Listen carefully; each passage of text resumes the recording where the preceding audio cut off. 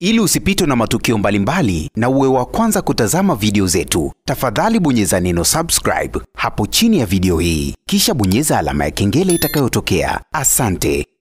Moja kati ya vitu ambavyo vimewafurahisha sana mashabiki wa msanii Diamond pamoja na msanii Zuchu ni namna ambavyo siku ya leo video ambayo wameiposti katika peji ya Instagram wakiwa wanaonekana kuna namna fulani hivi walikuwa wanabishana kuhusiana na majina ya watoto wao ambao wanakuja. Ukiangalia msanii Zuchu tangu aolewe na msanii Diamond Platnumz hatujawahi kusikia tetesi zozote kwamba Zuchu ni mjamzito, lakini pia hatujawahi kuona wao wakija kwenye vyombo vya habari na kuthibitisha swala hilo, na mpaka leo hii msanii Zuchu ana miaka 32 lakini hana mtoto hata mmoja. Lakini ukimwangalia msanii Diamond Platnumz yeye ana watoto na ukiangalia ana watoto wengi kweli, lakini huwezi kumlinganisha mwanamke pamoja na mwanaume. Mwanamke ni lazima aangalie ni mwanaume gani ambaye anaweza akazaa naye, lakini mwanaume yeye anaweza tu akazaa na mwanamke yeyote kwa sababu yeye ndo baba, yeye ndo anahudumia kila kitu. Sasa unaweza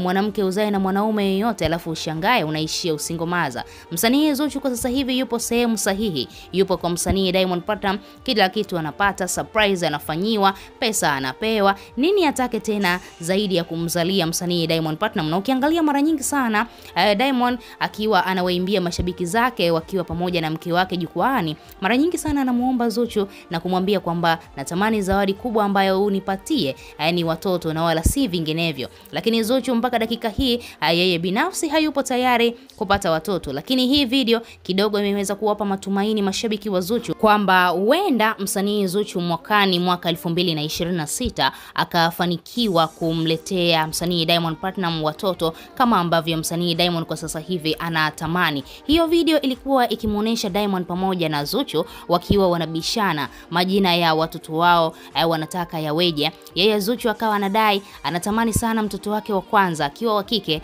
ampatie jina la mama yake ambaye ni Hadija, lakini Diamond Platnumz na yeye pia akawa anatamani kwamba akipata mtoto wa kike kwa Zuchu na yeye pia ampatie jina la mama yake Sandra. Sasa unaweza kuona hawa watu wakawa wanabishana, mwingine anakuambia nampa jina la mama yangu na Diamond anasema na mimi nampa jina la mama yangu. Unaweza kuona kuna namna fulani hivi labda huenda wamepanga kwa pamoja kwamba kwa sasa hivi ni wakati sahihi wa sisi kupata mtoto au kutafuta mtoto, na ndio maana wakapata hata wazo la kutafuta majina ya watoto wao. Na ukiangalia Zuchu baadaye akamwambia basi nitakuzalia mapacha, tukipata wa kike wote wewe utamuita Sandra na mimi nitamuita jina la mama yangu ambaye ni Hadija, jambo ambalo kila mmoja amefurahi. Mashabiki wameweza kucomment, wengine wakiwa wanamwambia Zuchu hongera sana, kwa nini hatua kubwa ambayo umeipiga, kwa sababu mpaka wamefikia hatua ya kutafuta majina ya watoto, basi huenda kuna mpango ambao tayari wameshaupanga na